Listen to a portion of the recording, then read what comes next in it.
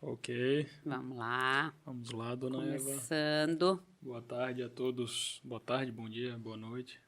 Quando os nossos seguidores forem ver esse episódio. Tu já fala seguidores rindo? Não acredita, né?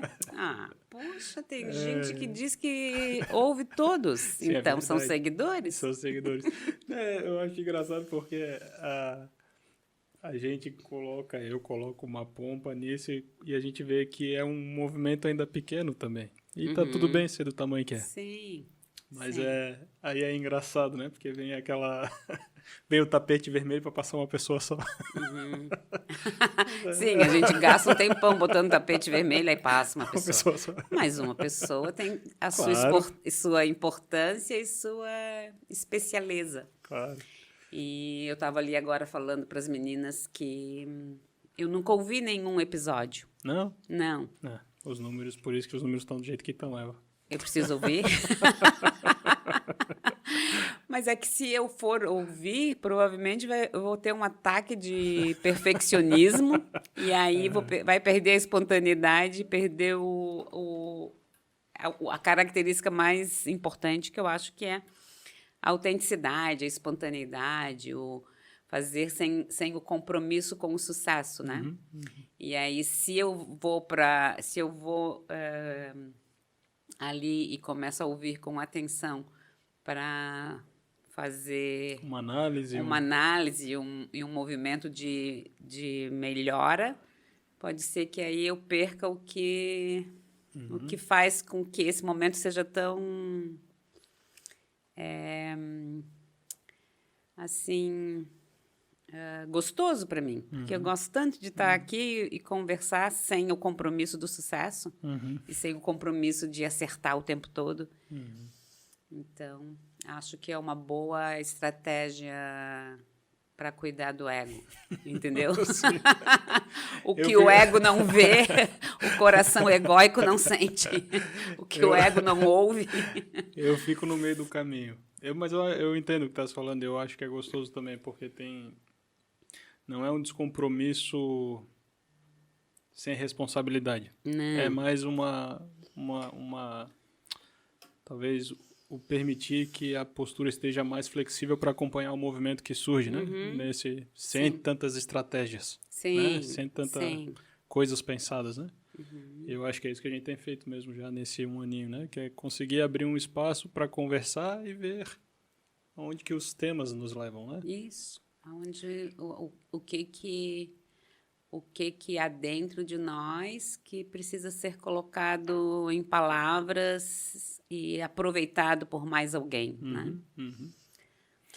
E é interessante, assim, só fazendo um parênteses, né?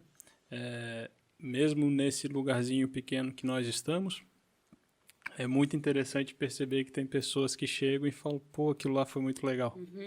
Né? Sim. Aquele assunto acompanhei, me ajudou, né? Então... Eu, por exemplo, também fiquei sabendo ali agora há pouco que tem um episódio que chama...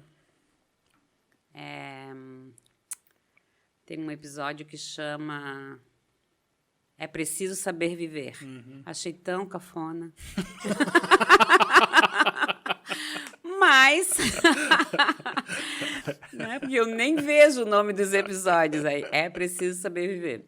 Aí eu falei, nossa, que cafona, que piegas, que brega. Mas... Mas achei que tudo bem. Depois falei, faz sentido. A gente estava falando de confiança na vida, né? Então eu fiquei pensando... será que o João colocou a música por trás, assim, bem... Depois a gente conversa um pouco mais sobre isso. Fui eu que dei essa sugestão? Foi? Olha, então eu ando falando coisa que depois eu não lembro. Mas vamos lá. Olha, fui eu que dei essa sugestão? Foi o episódio que tu cantou a música, se lembra? Eu cantei? Do Titãs. Olha. Então tá, pessoal, é assim.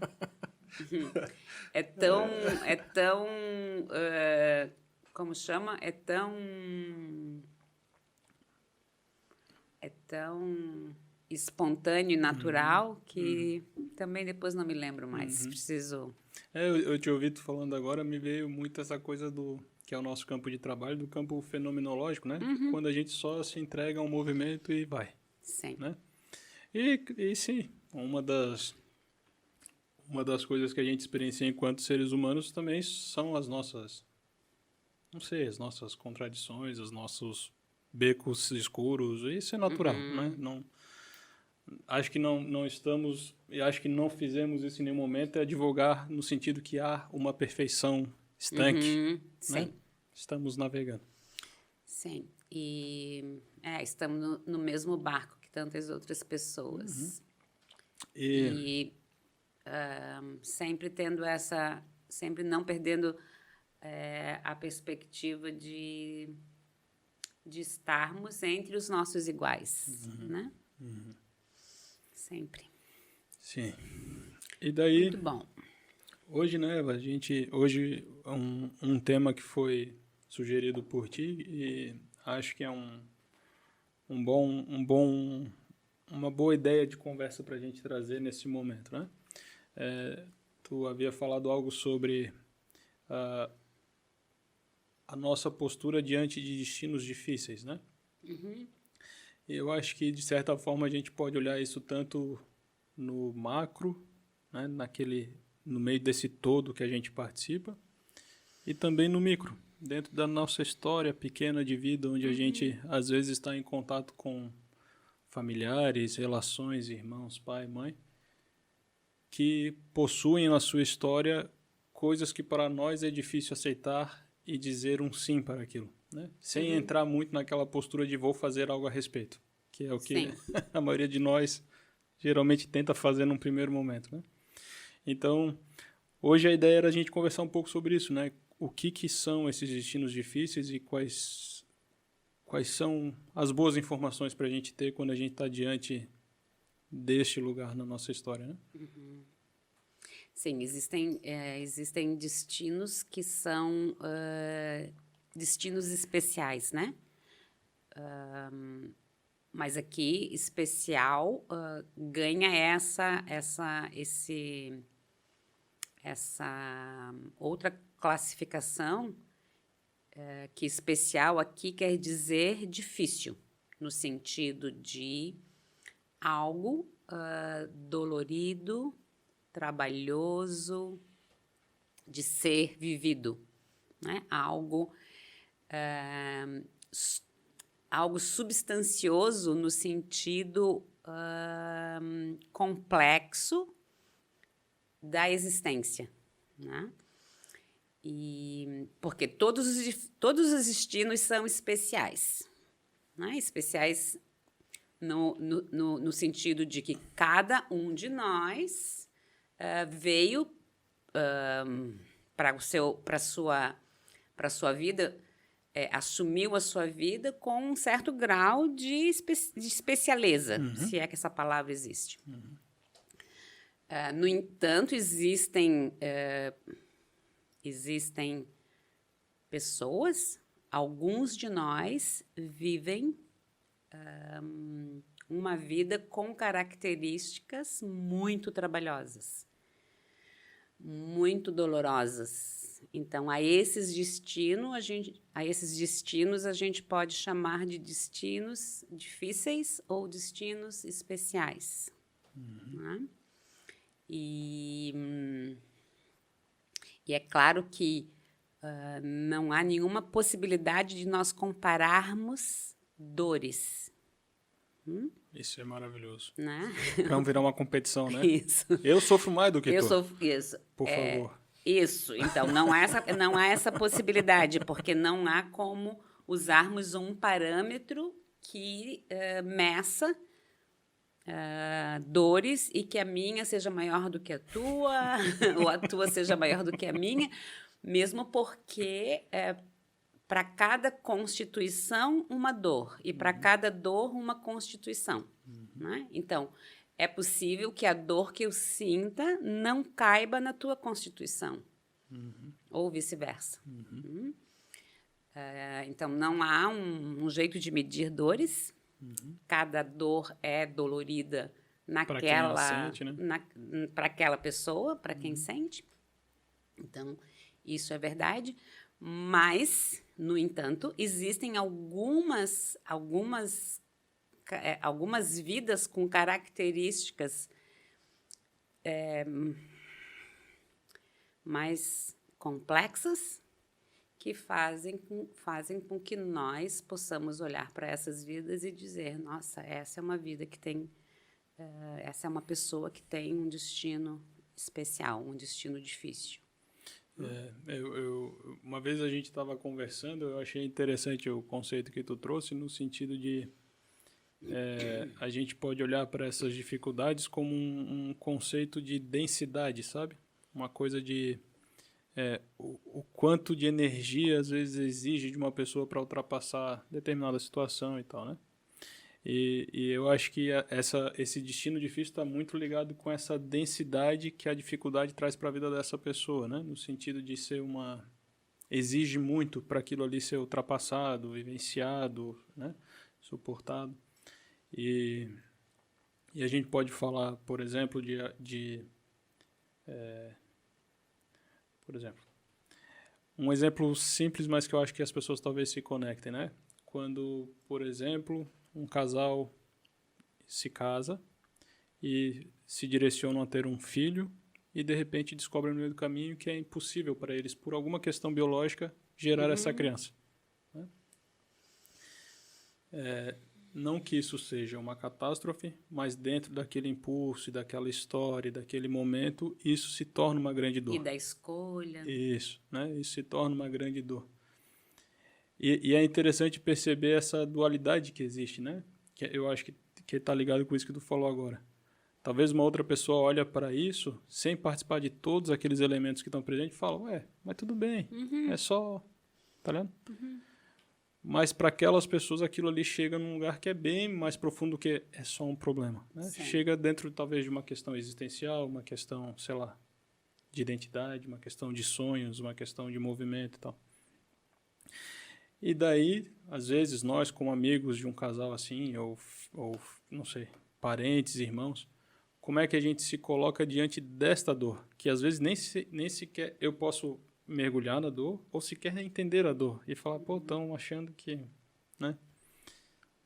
Aí me vem essa reflexão do... Aqueles que estão diante de uma pessoa que vivencia algo do seu destino que é inescapável, sabe? Qual é a postura que isso nos deixa como observadores desse destino? A postura mais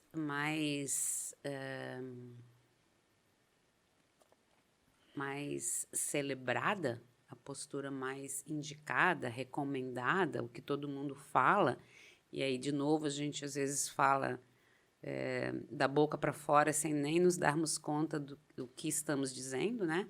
Mas a postura mais recomendada é a empatia, né? Então, essa provável capacidade que nós teríamos, não sei se temos tanto,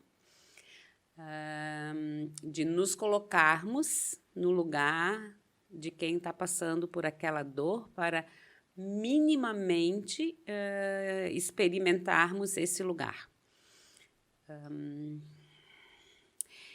Eu acho sempre que a empatia é uma tentativa que nós podemos e talvez devamos fazer.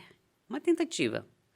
Tentar ir até o lugar de quem está em dor e tentarmos experimentar esse lugar. Acho que é uma tentativa sempre, porque não sei se nós temos essa capacidade. Né? Acho que a gente pode se deslocar para o lugar de alguém nessa tentativa, mas não sei se isso é possível. Eu não sei se eu consigo me colocar no teu lugar. Eu posso, nessa tentativa empática, eu posso encostar um pouquinho nesse lugar. Mas ocupar o lugar para poder experimentar a dor, eu acho que ainda não é algo tão tão possível assim, mas a postura mais recomendada é sermos empáticos. Me parece que por empatia, então, já que eu quase que duvido que nós tenhamos essa capacidade, sempre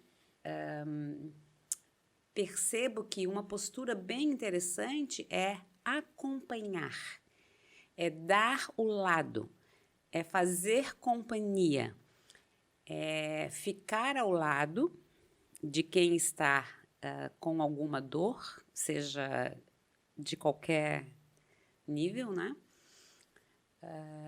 Para poder acompanhar aquela pessoa nesse movimento doloroso, né? Acho que dar o lado, acho que encostar o ombro, sabe, em quem está sentindo a dor, é uma boa postura. E essa postura, ela é uma postura que me parece deve ser essencialmente silenciosa no começo. Porque no silêncio, ao lado e em silêncio, talvez eu seja capaz de minimamente perceber qual será o próximo passo. Né? Então, eu me coloco ao lado como uma acompanhante e silencio. Porque no silêncio eu esvazio as minhas expectativas,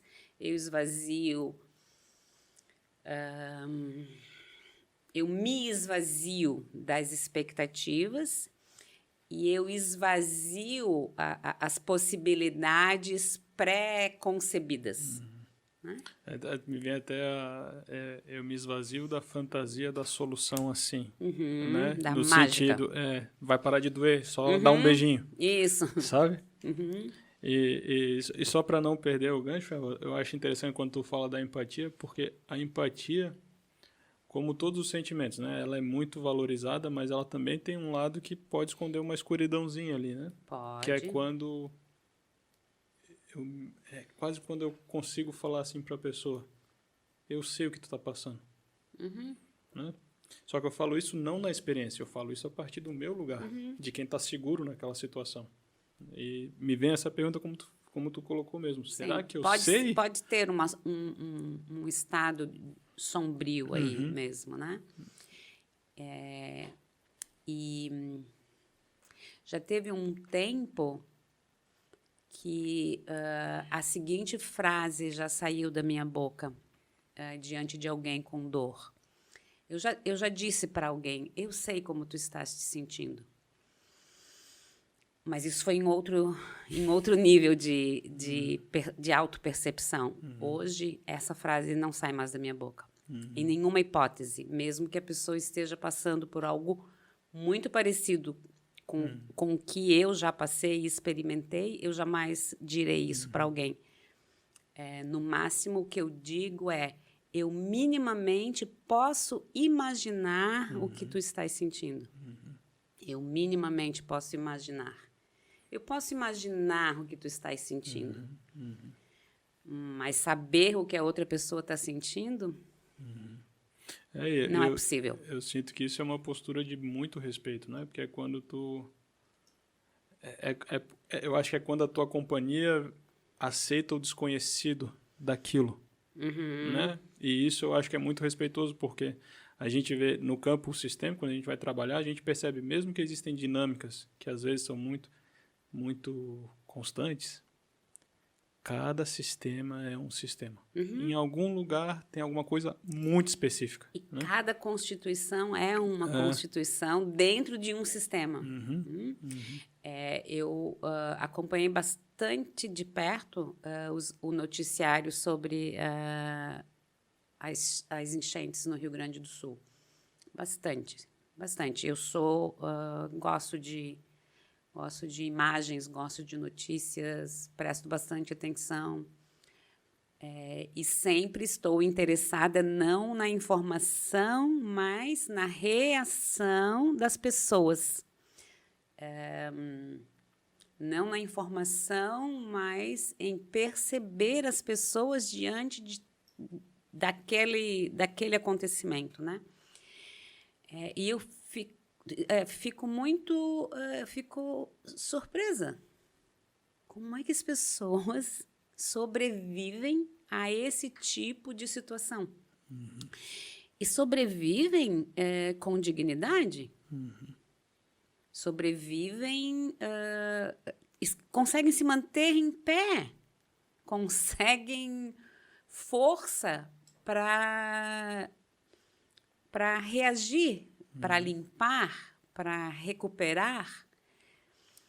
E isso eu posso minimamente, assim, posso um pouquinho imaginar, mas como? Como que essas pessoas estão dando conta de se movimentarem em direção à vida quando tudo que elas têm à volta delas é destruição? Então, nós somos muito potentes, nós somos muito fortes. E por exemplo, essas pessoas são pessoas com destinos difíceis. Sim. Essas são as pessoas com destinos especiais, né? Quem em um dia da sua vida experimenta viver a destruição total de tudo que foi construído. Então, todas as lembranças, todas as fotos, todas as economias, tudo desaparece. Né? Como se é uma morte em vida. Tudo aquilo que diz que a vida está normal foi-se embora. Foi embora. Né? E a pessoa não... Claro que, né, estou falando do que eu pude observar, apreciar, mas a maioria das pessoas não entra em desespero. Ou não entra em desespero constante. Tem momentos de desespero, mas tem uma força de refazimento. E para mim é espantoso. Né? Mesmo porque, por exemplo, existem pessoas nessa situação atual que já viveram isso 2 vezes anteriormente. Sim. E aí? Como que a pessoa... De onde ela tira essa possibilidade de refazer tudo mais uma vez? Me vem muito o que o Hellinger fala, né? Que a gente tem que tomar cuidado com a forma como a gente se coloca na postura da ajuda, porque é muito fácil a gente cair na interferência, né? E eu acho que isso tem um pouco ligado com isso que tu disse, que é quando a pessoa está em conexão com esse destino difícil, talvez haja nela a mesma capacidade da dificuldade para sobressair, por algum motivo. Né? Porque se está presente naquela constituição, talvez há chaves internas que no momento certo vão começar a trazer os movimentos, as regulações, né? Que não quer dizer que não permanece sendo difícil, que não vai ter seus desafios, que não doa, não é nada disso. Muito. Mas eu acho interessante porque o Hellinger fazia esse convite de a gente olhar para essas pessoas com a dignidade delas, de elas poderem fazer algo. A partir da dignidade delas. Né? De elas não é nem de elas poderem, mas de a gente reconhecer que elas podem também. E que elas também farão o necessário para levantar. Né? E isso não significa... na minha visão, a forma como eu leio essa informação do Hellinger, isso não significa eu sair do movimento de ajudar, mas eu reconhecer que do outro lado tem uma pessoa potente capaz de fazer muito. E eu posso ser, em algum momento, se for necessário, um pouquinho. Né? Mas a pessoa tem a capacidade, ela não precisa da minha ajuda. Ok, eu vou reformular porque talvez ela precise mais da tua presença do que da tua ajuda. Isso. Porque isso também é interessante, né? Quando a gente, por exemplo, quando a gente está no nosso momento difícil e de repente tu tem aquela companhia que não te deixa, pela companhia ela não te deixa tu cair, isso já é o suficiente. Ela não precisa dar mais nada. Sim. Só o fato da pessoa estar ali dizendo assim, pode continuar, que eu estou aqui contigo. Estou te olhando. Isso é muito interessante, né? E eu acho que essa entra dentro daquele lugar da ajuda que inclui a dignidade daquele que está sendo ajudado, né? E permanece assim, né? Ao invés de começar a cair numa dinâmica meio... Sim, porque é muito fácil quem está precisando de ajuda idolatrar o ajudante. Né? Né? E também é então, muito fácil o ajudante começar a subir umas escadinhas também. Por isso o ajudante que em tese está mais forte, porque é ele que está ajudando, então ele está mais forte. Por isso que é importante o ajudante não subir escadinhas e se manter se manter com a possibilidade de olhar o ajudado nos olhos, né? E se colocar como um igual, operando a partir desse olhar que engrandece quem está em necessidade. A partir da dignidade dessa pessoa. Né? E me vê muito que essa ajuda só é possível entre adultos, né? Só é possível entre adultos. Porque se houver qualquer fantasia ali que ainda seja ou seja de uma criança ou resquícios de uma infância, é muito fácil ir para o arquétipo, né? Que é eu ajudo, então sou grande, e aqueles que são ajudados são os pequenos. Isso. Né? E os ajudados, nesse caso, os ajudados que nós estamos falando, por exemplo, essas pessoas que perderam suas casas, perderam a sua vida material, continuam com a sua dignidade preservada, com a sua história sistêmica, com a sua biografia intacta, né, ganhando um item biográfico a mais. No entanto, por estarem em situação de necessidade, podem se enfraquecer. E o ajudante, então, se ele vai para a ajuda com esse olhar que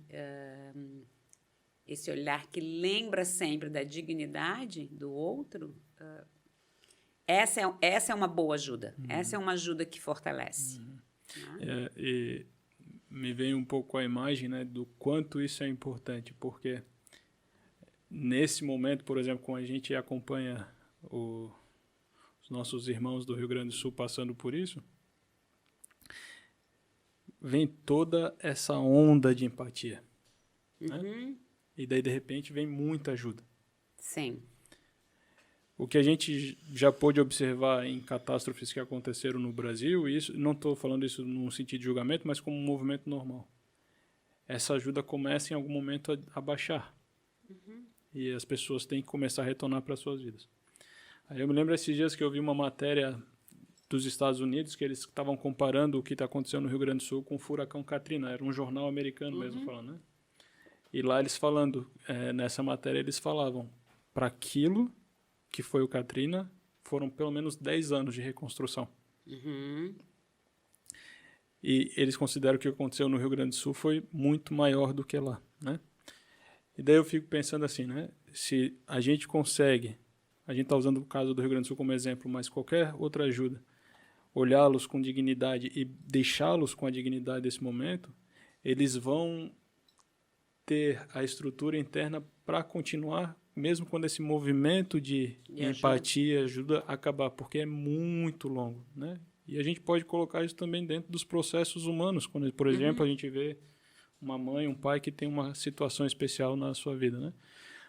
A gente ainda olha para ajuda no sentido que se eu falar a palavra mágica, aquele destino desaparece. E a gente começa a ver que isso, na verdade, é um processo que leva muito tempo. E se a gente não está disposto a acompanhar todo o tempo necessário, a gente tem que ter muito cuidado quando a gente se coloca diante desse destino com uma solução, né? Sim. Ir na direção do outro com a proposta de ajudar é uma arte. E como toda arte, precisa de tanto da espontaneidade quanto da observação. Então, ajudar é uma arte, porque há essa ajuda que fortalece e há ajuda que enfraquece. Né? E o que as pessoas que vivem esse tipo de situação atual precisam? De uma ajuda que fortaleça, porque elas vão passar muito tempo dos próximos tempos lidando com isso. Lidando com essa reconstrução. Né? Seja uma reconstrução material e uma reconstrução emocional. Então, é muito importante que qualquer um de nós, em qualquer tipo de movimento de ajuda, seja no local ou à distância, que nós tenhamos esse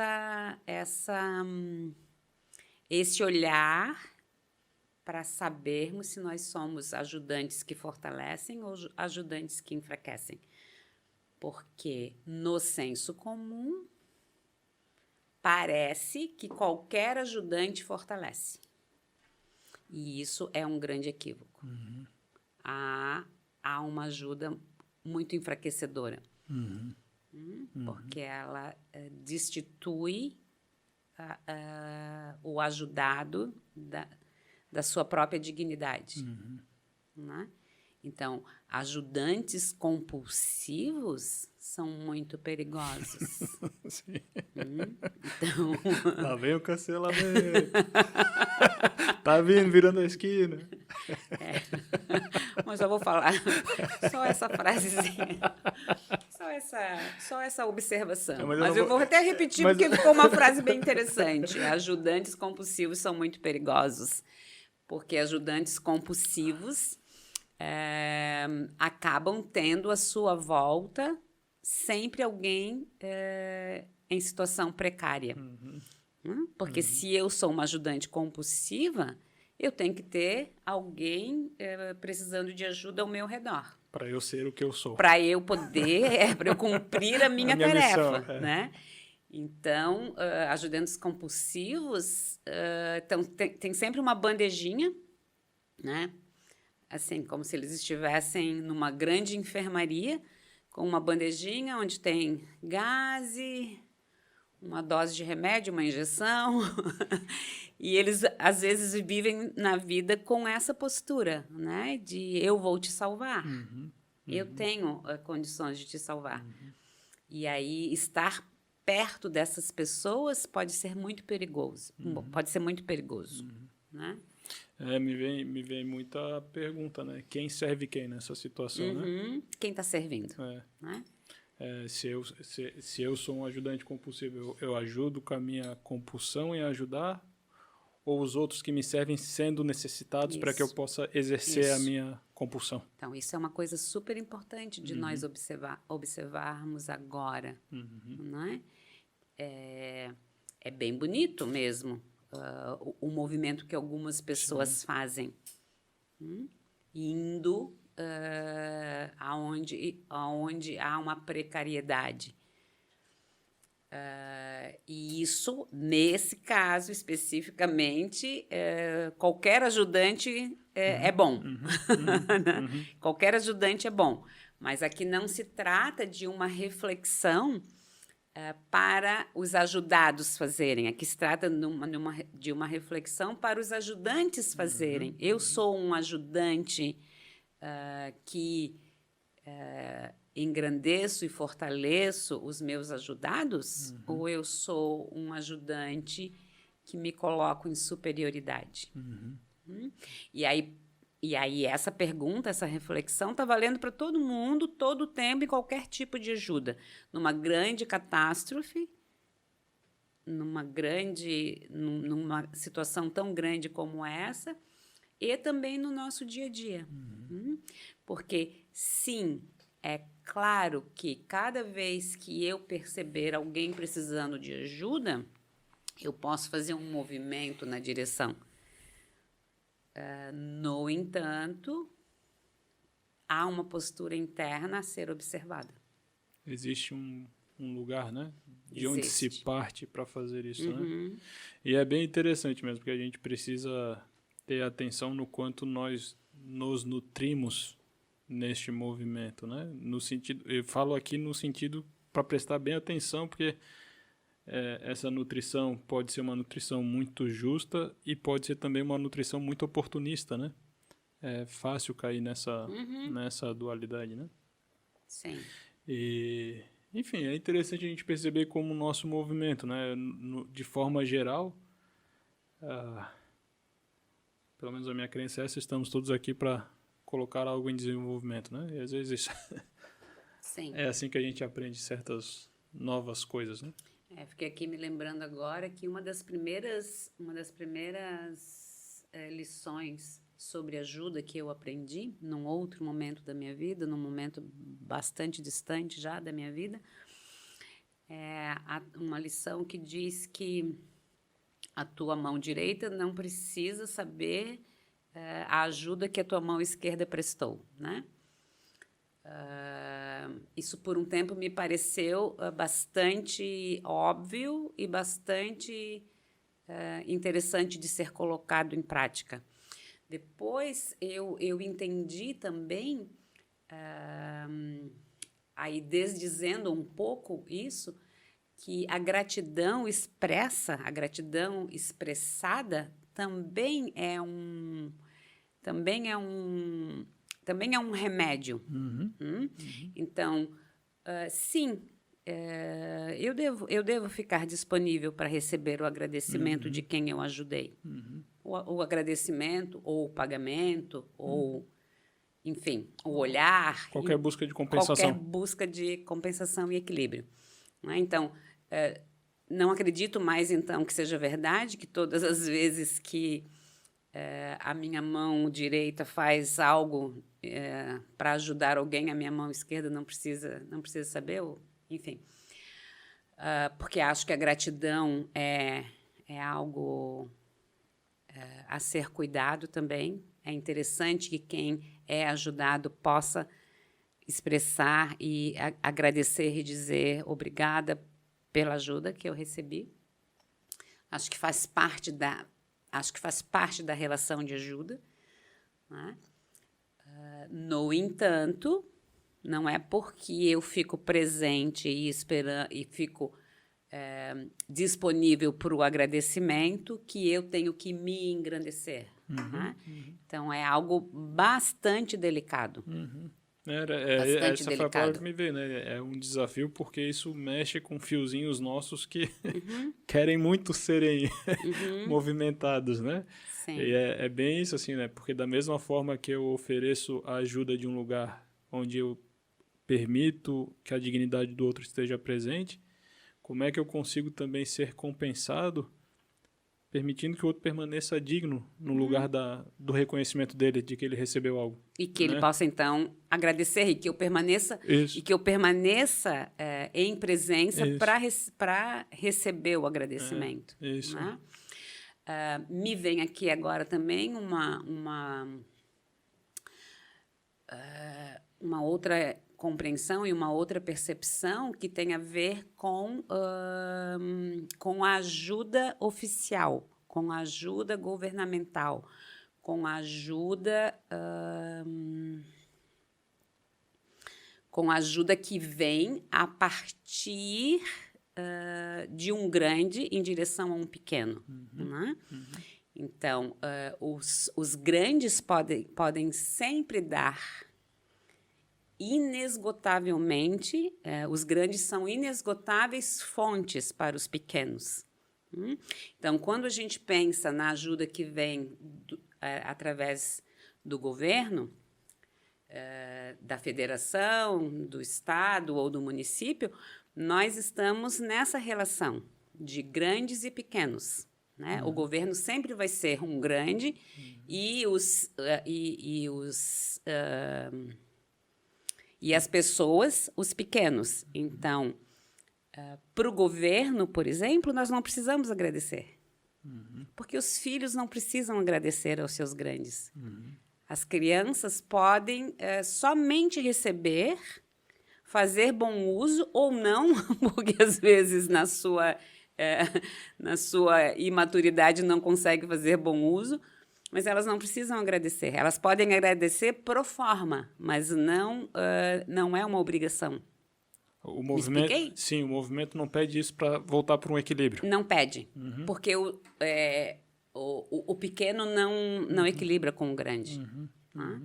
Então, quando nós, numa situação como essa que nós estamos vivendo, né, nós bem de longe, né, porque apesar de estarmos aqui bem pertinho, a gente não está experimentando nada, né? A não ser, talvez, a surpresa e o espanto de perceber que isso pode, que isso pode acontecer a qualquer momento com qualquer um de nós. Então, quando nós observamos isso que está acontecendo, as pessoas podem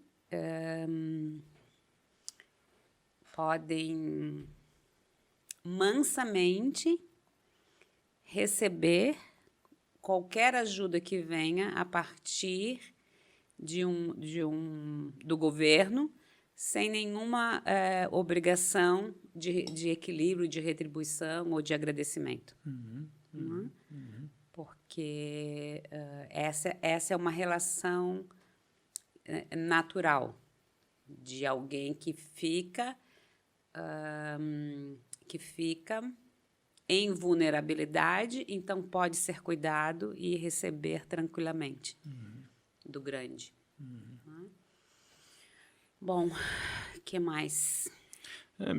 Talvez a gente possa entrar aqui um pouquinho. Deixa eu até ver quanto tempo temos. Temos um pouquinho ainda. A gente talvez possa entrar aqui, já que a gente falou disso bastante nesse episódio, daquilo que compõe ou que são boas sugestões para uma postura de ajuda que engrandece o ajudado e não que enfraquece o ajudado, né? O Hellinger trouxe dentro do estudo dele, da observação dele, algumas posturas que auxiliam esse processo de ajuda feita dentro deste lugar, né? Que mantém o outro e a sua dignidade, né? Talvez a gente possa falar um pouco sobre essas ou algumas dessas ideias, né? Da boa ajuda? Sempre acho, nas minhas reflexões, do jeito que eu percebo o que o Hellinger conta para nós, que a boa ajuda se resume em uma única frase. E essa frase é: eu vejo você. Então, essa é a postura da boa ajuda. Eu vejo você. Quando eu começo um movimento de ajuda, quando eu me movimento na direção de alguém que circunstancialmente precisa de algo que eu tenho, se a minha postura é essa, eu vejo você, eu já comecei bem. Porque essa postura é a postura que aquece o meu coração e aquece o coração de quem eu vou ajudar. Então, a gente já começa... assim, a gente começa já podendo terminar. Porque só de falar, só de ter essa postura, eu vejo você, não precisa fazer mais nada. Isso já é ajuda. Eu estou pensando as pessoas lá ouvindo a gente... E elas pensando assim, mas que ajuda que eu faço sem ver o outro? Aí eu fiquei aqui, eu perguntei para mim mesmo, eu na minha dupla personalidade, eu mesmo respondi. Mas é uma outra forma de dizer que, por exemplo, eu não te ajudo vendo a minha angústia em relação à tua dor. Eu não te ajudo olhando para a minha importância quando eu te ofereço ajuda. Não, eu te ajudo vendo você. Eu não te ajudo olhando para os recursos que me sobram e para os recursos que te faltam. Não, eu te ajudo especialmente partindo de um olhar no qual a tua presença é importante para mim. Então, quando eu começo um movimento de ajuda a partir disso, o movimento já está concluído, inclusive. Sim. Né? Tudo que vem daí para frente já se consome e já é celebrado por si. Né? É uma coisa... Eu não sei se isso está correto, mas me vem uma imagem assim, né? Que talvez seja até um paradoxo. A boa ajuda não vem necessariamente do impulso de alterar o destino, né? Talvez venha mais num sentido de reconhecer, ver aquela totalidade ali de alguma forma. Porque eu acho que a gente vê poucas outras pessoas, sabe? Assim, ver, né? Ver o que conduz, ver o que compõe, ver assim, sabe? Então talvez... Ver aqui é o mesmo que eu estou aqui contigo. Eu não estou aqui comigo, eu não estou aqui com o que eu tenho para te dar, eu estou contigo. Eu estou ao teu lado, eu te vejo. Isso. Né? E talvez isso seja o ingrediente que traz uma força para a situação, para que ela se desenrole da maneira que ela seja possível de se desenrolar para alguma direção que não seja aquela que está estancada talvez há algum tempo, né? Mas é interessante, essa frase para mim ficou um pouco na cabeça agora, né? A dualidade da ajuda, assim. Isso, talvez nem esteja correto, mas de uma certa disponibilidade de estar presente sem o desejo da alteração do destino, sabe? Alguma coisa assim. De estar presente. Mas não no impulso de mudar a qualquer custo. É diferente, não que não vá mudar. Eu acho que essa é a parte, das vezes, mais escorregadia de explicar. Mas é que o meu impulso não é para dizer não para nada disso, para um sim para um outro cenário. Mas é de poder permanecer neste lugar com a pessoa, sabe? E, de repente, ver o que se movimenta e para onde aquilo pode ir. Sim. E continuando, então, seria: eu começo um movimento vendo a outra pessoa, eu faço o que eu tenho que fazer e me retiro. E aí, quando eu me retiro integralmente, inclusive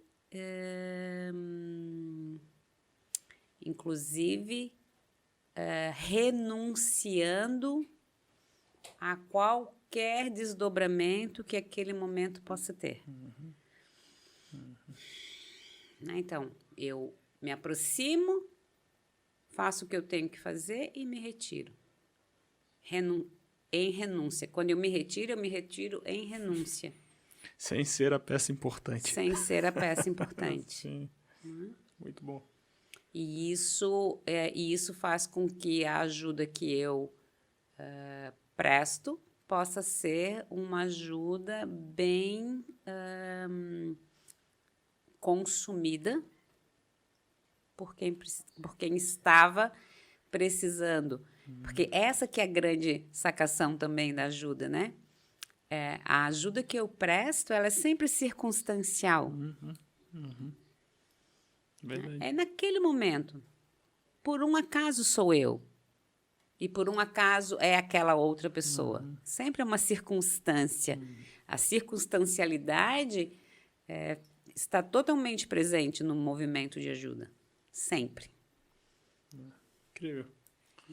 Muito bom. Acho que ficamos por aqui, Eva. Ficamos por aqui, né? Um bom lugar. Então, sim. Obrigado pela conversa. Obrigada também. Acho que tivemos foi interessante, foi bom. Né? Espero que as pessoas que nos ouçam possam usufruir e, se tiverem algum tipo de dúvida ou se quiserem ampliar um pouquinho mais, qualquer dos conceitos que a gente conversou, a gente, de alguma forma, a gente fica disponível. Ok. E é isso aí, então. A gente agradece quem está nos acompanhando. É muito bom para nós quando as pessoas colocam alguns comentários ali no YouTube. Até pode botar dúvidas, opiniões, qualquer coisa. Isso a gente vai acompanhando também para ir ajustando o nosso trabalho aqui. Sim. Valeu, Eva. Obrigada, João. Obrigada, meninos. Valeu.